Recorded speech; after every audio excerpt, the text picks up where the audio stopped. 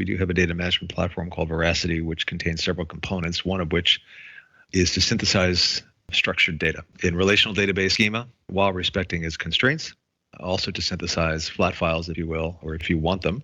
We also have tooling that's compatible in this environment with the same metadata and engine to provide static data masking across, let's say, production schema. So if you weren't in the position to synthesize, but you did have production data that you wanted masked instead, use that for testing.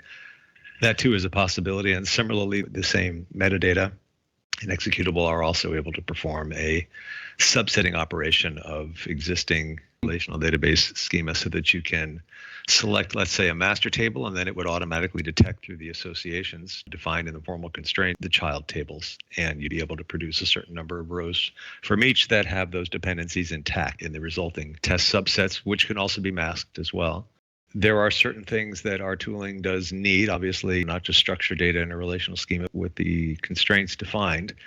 And we realize that sometimes that's not always possible. And when it isn't, then there's more manual intervention that'd be required. But where there is, where you have the primary and foreign keys defined in the DDL, for example, self-referencing keys, compound keys, and so forth, that information is respected at job generation time. The former, so that you essentially have your DDL used to create empty target test tables. We connect to that schema and parse it automatically through a JDBC connection in our Eclipse IDE. This is a front-end rich client built on Eclipse called IRI Workbench. IRI Workbench is the environment that Kevin will be demonstrating. It's a client-side graphical integrated development environment specifically to interact with your data sources, to perform the operations that I mentioned, as well as ancillary functions you might be interested in, like database profiling, maybe flat file profiling, ER diagrams for databases, searches. If you were doing masking, for example, that's especially important because you want to find out where all the PII is on the basis of data that you've classified into certain categories associated with search methods. So there's all kinds of tooling inside this Workbench framework, as well as wizards that are there to automatically generate the kind of jobs I've described. So I think what Kevin's going to show, if I'm not mistaken, Kevin, is a wizard-driven approach to a RowGen synthesis job across that schema. And you'll be able to look at some of the rules that are available as well to render the data more realistic. The actual subproduct component of the Veracity platform we call RowGen has been around for a long time. It uses a combination of random data generation. Let's say you have numeric values or character strings or certain formatted things. You can actually create ranges of values within specified data types. Alternatively, it provides for random data selection from existing, let's say, set files, what we call set files, which are effectively lookup tables or dictionary lookups. So if you have a column of real data, let's say in a production table, or you are extracting something from a spreadsheet or taking some names out of a census or phone book or some sort of a file, those can be used as the source of random value lookups. And you can mix and match between random generation and random value lookups. And, so one column might be a random gen and the next column over might be the random lookup. So, for example, company names or people's names would be more suitable for a random lookup, than a random generation of gobbledygook character data. Whereas if you wanted to, let's say, set a price range or have a range of order numbers or something, this might be more amenable to a certain random generation of integers. And then there are other rules that we have as well to do some specialized things, like let's say randomly generate a valid credit card number or a email address that looks realistic, based on certain parameters that you define. All of these things, can be defined as rules for repeated use. And ultimately, what happens is these jobs that get generated are serialized in text scripts, even though there's a definite graphical component to the operation, to the design of these jobs. They serialize into domain-specific language text scripts, which effectively run from anything, anywhere, from our Workbench environment, from the command line, from a batch operation, from a DevOps tool like Azure DevOps, or other CI/CD pipeline, or from a job scheduler, a web services call, what have you. So it's just a command task at the end of the day. It's a batch script that executes a number of task scripts, which get serialized in the GUI. So you'll see all that, but I just wanted to set the stage. I just made this quick schema. As you can see, we have containers, orders, shipments, and information about customer services. And I put it over here in this Oracle database. And within our tables here, just to demonstrate, I do not have anything inside of it. So I would be populating the data in real time in front of you guys, and it would be on here. Also, I will be making flat files, so then you guys see both how it would look like in a flat file and also how it would look like if it's generated into the database itself. As David has touched on, set files are pretty much like the workhorse of RowGen, and you can make set files in different ways. You can do it from a text editor, you can extract the fields from data files, so you can even do it through the workbench itself. As you see right here where it says new set files, you have different types of options. I would go over just a quick demonstration for some of these, but as for like bucketing values, you can use it to create discrete items by grouping the values of these items into categories that are defined by name ranges or name groups called buckets. So say, for example, you have some codes and all of them relate to the same type of information. Say you had 3 different port numbers that are related to San Francisco. You can group those 3 numbers and it would search for those numbers and put in the information for San Francisco. The next one, we have compound data values. This right here creates data values that have a specific structure where the values in the set files are generated into pieces.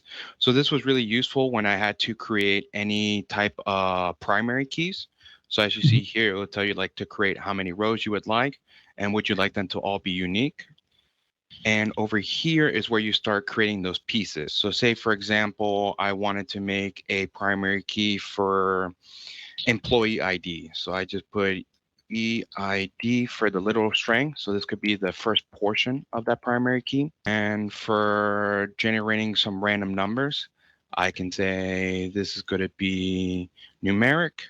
I'm just going to call this end. And I wanted to generate a number from a range. So then I'll come over here. I can specify the size. So this is really important if you have column constraints. So I'm going to say just 4. Positions just means, do you want any decimals? If you put 0, there will be no decimals.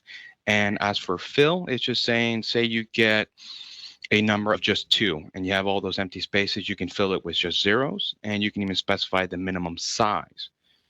Then you just come on through, you can specify the range. I'm just going to delete the negative and tell it to create.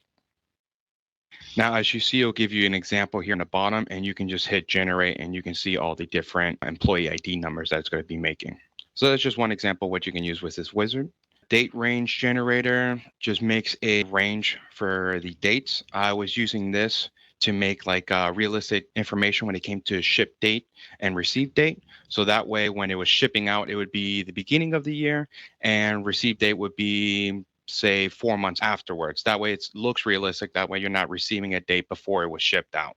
Then we have email generator, which you can, as the name suggests, just generate a bunch of random emails. And pseudo set from column. If anybody's not familiar with pseudonymization, it's just used to replace sensitive values in the fields with artificial values. This can be created from extracting the values from the database tables and scrambling the data. So anything that's not super sensitive, you can use this. Then we also have range and literal values. And if we come through here, you can put like a literal entry. So this right here, I used it for specifying the different types of vessels. I can put like, I want a cargo ship and add to the table. I can put the different types of vessel types that I want. And if I want cargo to be the most common, I can just add it like 4 more times. So when it reads through the set files, the most common one that would be cargo. For the last one, set from column. So this would actually just make a set file from the column. So you can pick target database and you can pick the table in the column that you want, and you can extract that information. There's a weighted distribution where we have normal, and you can also linear bell curve and index. You'll see it. It's one of the masking rules that can be applied, generation rules. Standard ranges, when you're just using a simple range and not using the weighted average distribution, then you just get a linear distribution. What you can do, though, that's handy, like Kevin alluded to, is because it's a linear distribution over a set of values, you can put in additional lines or entries into that set file that cover a partial range. So say you were generating ages 18 to 99, and you knew that you wanted ages that were centered around, had more values around a certain point. You can put in additional, you could put in one entry for 18 to 99. You could put in an additional entry for 24 to 50. You could put in another entry for 30 to 45. And that way you'd be 3 times more likely to get a value between 30 and 45 as you would to get 18 or 99. Because each time we would pick randomly one of those 3 ranges and then generate a value that was linearly dispersed across that range. So you can do it using actual mathematical weighting. It's a little more complicated, the wizard, to set up, and it's not as easy to adjust it when you want to, or you can just do it by making set files that contain more values, more entries in the ranges where you want additional, where you want more value. There are 2 ways to do it, you're asking. So that was just like the quick wizard for how to create the set files. The next one that we will go over is the new test data job. This wizard right here was very useful in ensuring that I had the format for all the data that was generated for a specific table. Now, right here is going to ask the format of the table itself, so the field layout. So here you can put it in themselves. So if you wanted to say I have 4 fields, you can input the 4 fields, you can give these fields a name, and as well as come down to here where it says apply rule. And the rules that they were just talking about earlier about like distribution, date range generator, credit card number generator, and set file selection is where we're going to be pulling the information from our set files, but I'll be showing that in the other wizard. But this is where we start applying those rules. The difference between this wizard, which is just one source specific generation job, you're doing this because you want to generate test data that will be used in the main wizard for the full schema? Yeah, so this is what I was using in the beginning. So say, for example, you have a huge schema and you have several, as you can see on mine, you'll see that there's primary keys and you have foreign keys. And I just wanted to make sure that each table had the exact format that I wanted, because as you'll see later on, I'll have like certain codes. For example, like for the containers, I have an owner code that had a specific formula. I had a registration number and size and type code. I just wanted to make sure for each table before I did it for the whole schema was correct. Because you wanted more complexity and realism in the job. You're going forward with a pre-processing step, in other words, to generate much better, more granularly or fine-tuned test data sets to begin with, so that you can then make it part of the larger rule wizard. So this job is a little more advanced than most to my mind, only because you want to set up the data with even more realism. Oh yeah, I mean, you can get as complicated as you want and as specific for each column in each table. So I was just doing this just to show what's the possibilities, but you can skip this step and go into the whole schema one and go through there. But since I didn't have any set files to start with and I didn't have any data to understand about ships, I was just using this as a guide. The answer to that is yes. This is a full SQL administration environment. If you just have a DDL and you haven't yet created the tables, you can execute that DDL in here and it will create those tables into the target schema if you have the right permissions. And as you can see here, this one's going to be doing an in-collect. So it's just going to be randomly generating 100 rows for these columns that I just pulled. And once you go to next, you can add a target. So it's going to be specifying, do you want to do a file? Do you want to do an ODBC connection? So straight back to the table itself. The other 2 don't pertain to this one, but then also for console. So for console, it would output down here below. So this was what I was using to verify that I had the correct format before I did the whole schema itself. And as you can see, I wanted to show, where is it? So these are all my set files that I have created. Some of it I created through the wizard, and some of this, like I just pulled it from online. So like for ship names, I think I have like over 1,000 names. And this was literally pulled just from Google. I was just looking for some names and made sure that none of them repeated, so it would be realistic. We do have tooling in here as well that will sort and deduplicate that list, even in case it wasn't pre-processed for that purpose. But you can see the ease with which you can create these set files. You just, like Kevin said, you pulled it from Google, and what did Google have it already as just a list like this, Kevin, or did you have to do any reformatting? No, they didn't have it a list like this, but it was super simple just to convert it. So I just downloaded all the names because it had columns of a bunch of stuff. It had ship names, their vessel number, they had where they're from. So I just deleted the so other we just column. extracted that column. Yeah. Okay. Yeah. And that's what you wind up with. It's very simple. And if you don't have the tooling for that, we do have the tooling in here to create set files like this from other columns. Now we're going to go into the new database test data job. This is going to be creating for the whole schema. So it's going to ask you for a connection profile. So the table that's mine is in an Oracle Overflow Kevin R. So I'm going to click on this, and it gives you the opportunity to either select all the tables or only certain ones from the schema. It'll give you that opportunity just to select it. So I'm just going to select all the ones that I need and go over to the next. So here, the default is going to tell you that it's going to create 100 rows for each of the tables. Now, the only thing is that for services, I only had like 10 services that I created. So I can come over here, say false, and say I only want to create 10 rows for this table.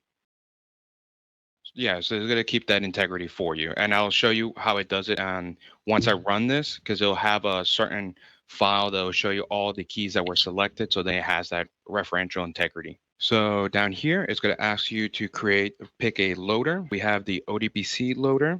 So it's going to create it straight into the table itself. And also it has the Oracle SQLLDR, which is a bulk loader utility. So you also have that option. As you see down here, you can truncate the tables before insert. So if you want to delete all the rows that were inside of it, you can. The temporary disable the foreign keys on table insert.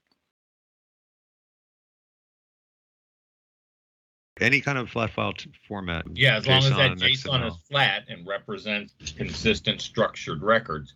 The nice thing about sending the test data to files as opposed to directly to the database is once you have those files, those delimited files, it's very easy to just delete your database and recreate it after testing. Instead of having to run the scripts and generate the data again, you already have the data in files. You can archive those files and reload them whenever you need them. Once we've decided on how we're going to load it and how many rows we're going to generate for each table selected, we're going to go into the next. And this is going to be our field modification rules.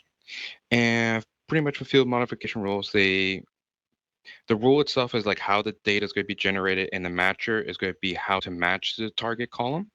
So if we come over here and we hit create, you're going to see a matcher name, so we can just do test.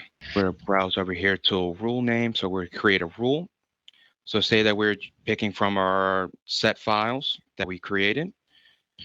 You browse to that location and you can pick on that set file. Selection for here is you're going to see any is going to be values in the set file are randomly pulled and any number of times. Then we're to go for all values are pulled from the row sequentially, and the values will be repeated. Once, as it states, it'll just be once, and after it runs out, the rest will be empty.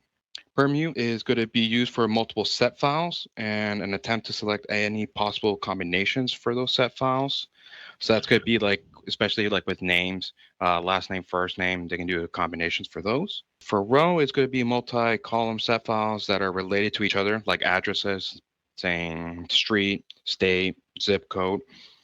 And for suffix, it's going to be the same as all, except once it gets to the repeated portion of it, there will be an underscore and numeric value next to it. And weights, I believe that one's going to be requires a set file with 2 or more entries with 5 parameters. But for right now, I'm just going to be using any, and I'm going to click on finish. So it creates my rule right here, and it's showing that details is pulling from a set file and its location. And for the matchers, here we're going to add, and this is going to be a pattern. So here is going to be where I'm going to be picking a specific column. So I can test right here, and I can put description. Okay, and I can test to see if it matches with anything. So I probably have to put that as capitalize.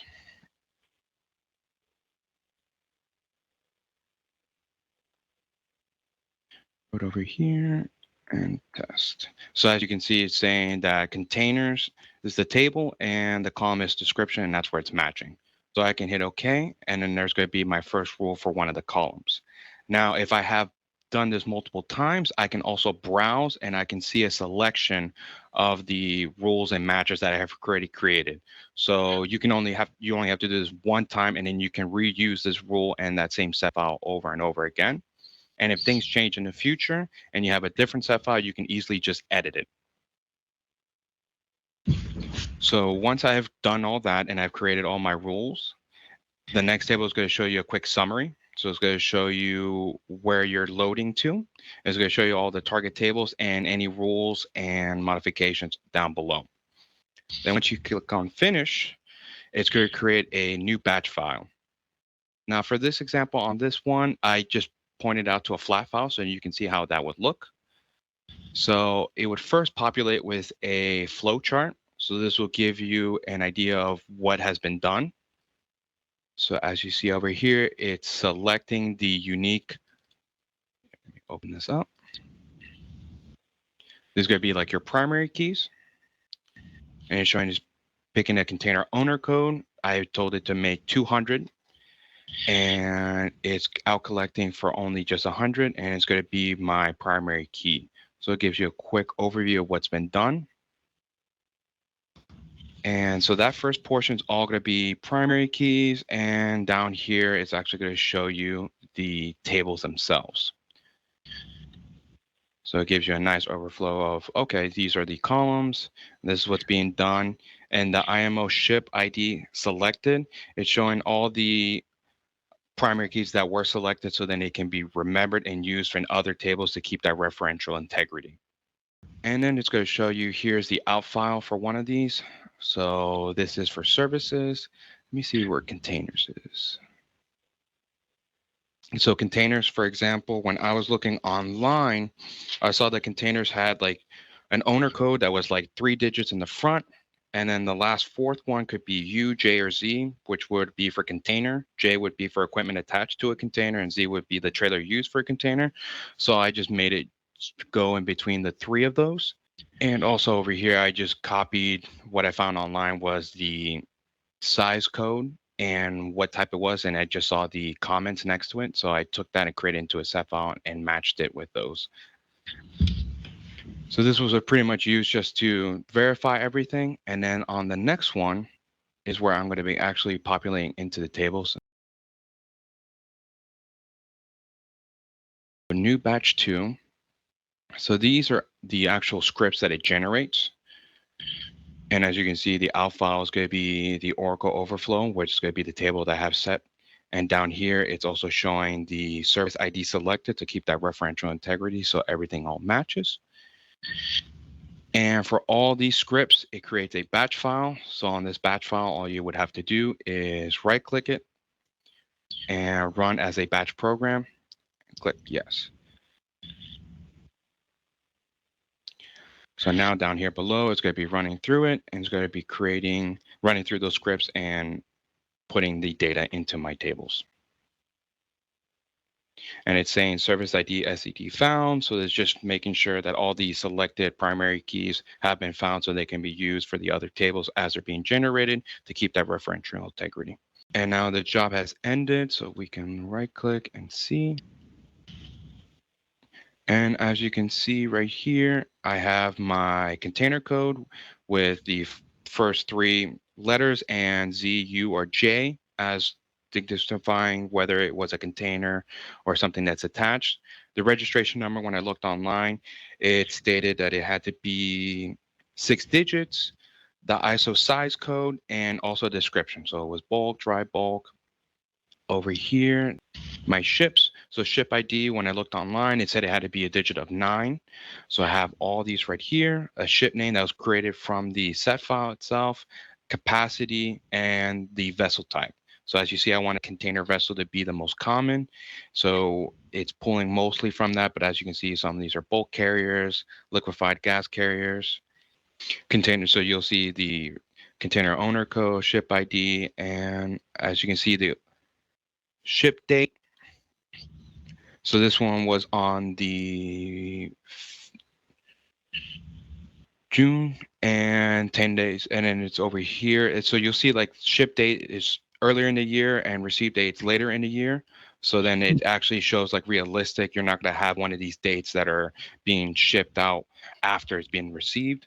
As stated before, you can get as complicated and as specific as you want with these set files and these rules, or you can have it to the point where it can just create some random gibberish onto those columns themselves. To generate the exact same thing, there's a command called seed that you put into the script, and then it will generate the same thing every time. But like he said, if you save those files somewhere, you can just keep using those files. And these are the seed files right here. So this is what's been used for customer ID. So you can just keep this and use the same values.